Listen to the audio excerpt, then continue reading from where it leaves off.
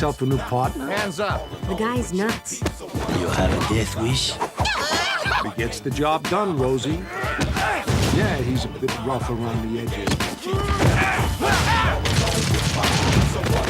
It's time for show and tell. The concept started with the originators of Luxaflux, Peter Morwick and Adrian Stevens. And they came up with the idea that they wanted to do an action movie game. We really wanted to do characters and action. So we were looking for an angle on how to marry the two genres.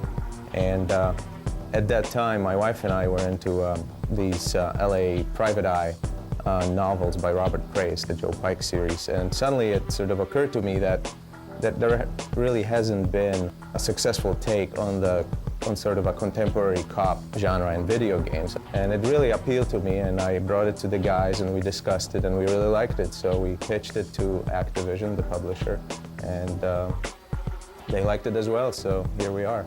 I think every game starts out, trying to do something innovative and something special. And it takes the right people and the right time and the right idea to make that happen. Okay, LA, here I come. The biggest challenge with this game in general is just to try and realize a city as big as Los Angeles. To store a triangle for every single facet of every single building and every single road, tree, piece of ground was just unfeasible. The plan to build the city out of splines and patches, basically procedural geometry, was an idea that I came up with when we first started this, and we weren't sure if we were really going to be able to do it. It had never been tried before.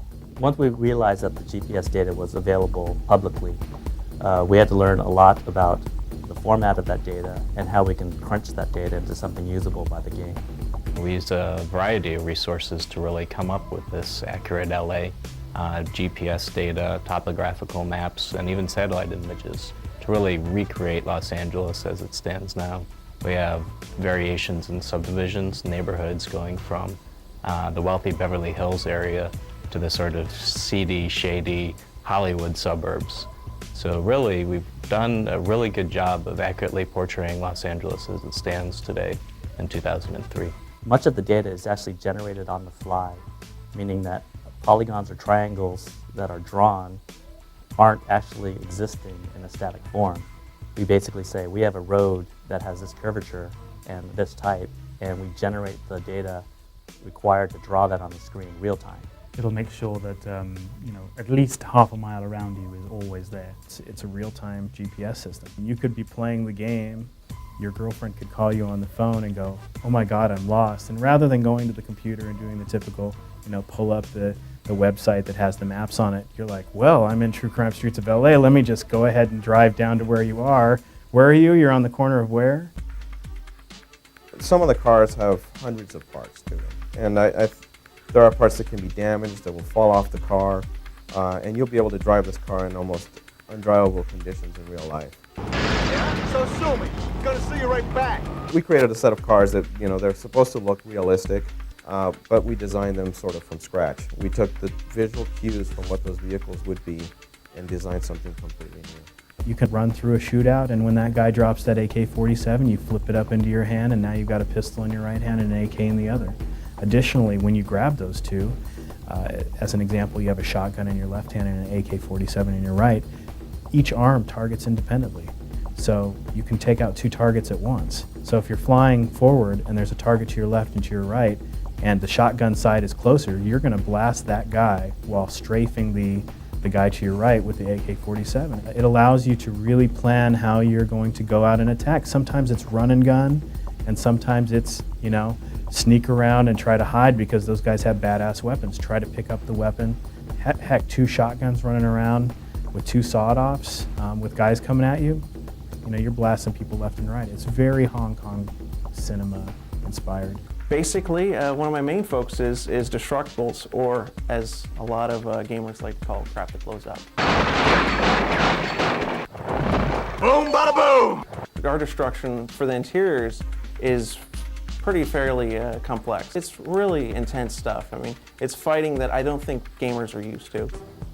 You can upgrade your set weapons and your set skills based on earning enough points to enter these training facilities, 24/7 locations.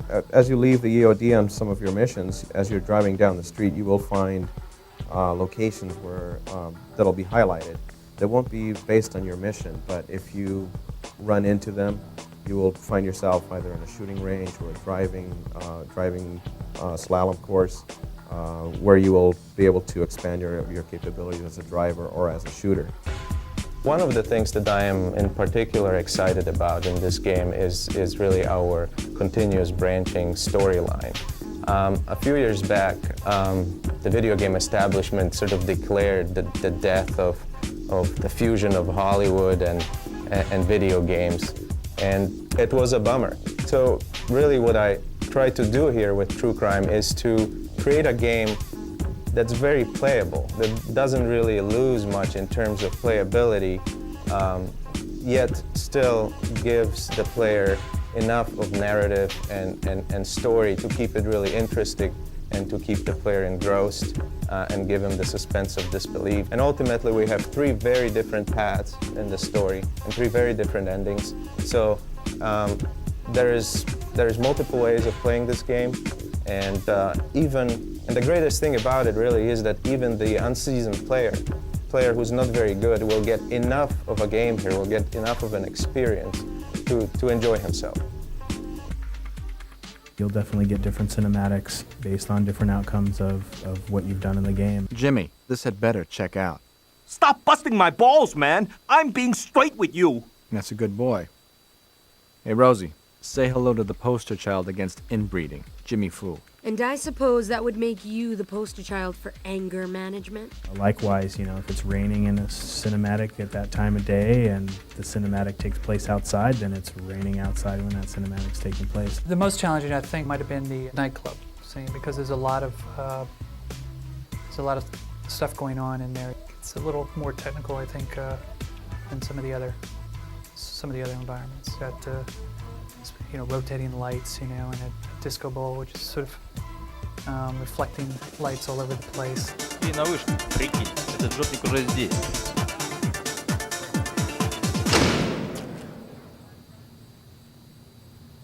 Hey, Dick, I give the music a 3. No lyrics and you can't dance to it. Well, like all of the other things in the game, we really wanted to bring a really legitimate sort of voice or spoken word to the game, and we did this through hiring some amazing voiceover talent, including Christopher Walken. You got yourself a new partner? And Gary Oldman. You keep turning up like a bad $2 bill, Detective King. CCH Pounder, you might know her from The Shield. Nick, this is Agent in Charge Masterson from the FBI. We also have Michael Madsen, who plays an old cop buddy of your dad. Your father. When he got into trouble with internal affairs, I promised him I'd watch out for his boys. We have Michelle Rodriguez, who plays your partner, who gets, injured early on in the story and ends up being your helper the whole way through. I don't mean any disrespect, but why Nick? The guy's nuts. Once we've got all the voiceover collected, I take that and I take our character models and our environments, which have been provided by the other people working on the game, and I coalesce all those into what's called a rough animatic. That's basically a very rough animation of each individual cutscene. And once we've got that set, we take those and bring them to the motion capture studio, where we rehearse with our actors and get them acquainted with each scene. And then we record all the animation data. We get it back, and then I take it and integrate it back into the animatic file. Make sure that the movements line up, that the cameras are properly framing every individual actor, and that everything basically works as it should. What we wind up with at that point is rough motion captured animation, which is broad bodily movements. We don't have fingers or facial expressions or lip sync at that point, or eye animation.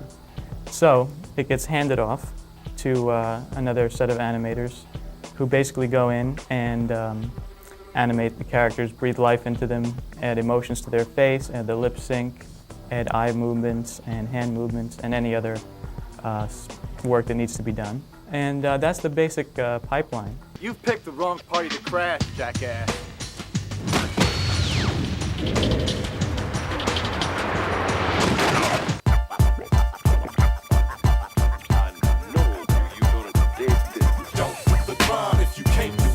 It's definitely very satisfying to having an end result after you've been working on something for a year or two.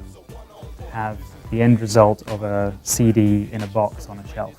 And also to create worlds where you can move around and feel like you've really created something. Certainly on that scale, recreating a real city with streets and all its detail, I think it's the first time that I've ever seen it in a video game. Watch shots and beach heat, hot rocks on every block, cold killers on each street, danger on every corner, scum at every turn. This is something that's very cool to us. It's always been very dear to us, and you tend to really pay a lot of attention and take a lot of care of, your baby effectively, and all of these people care for this product like it's their child. The crime if you can't do the time, stay pushing the line in the paint on the grind, play the game for keeps, not for fun, all alone with your peeps or one-on-one, cause I don't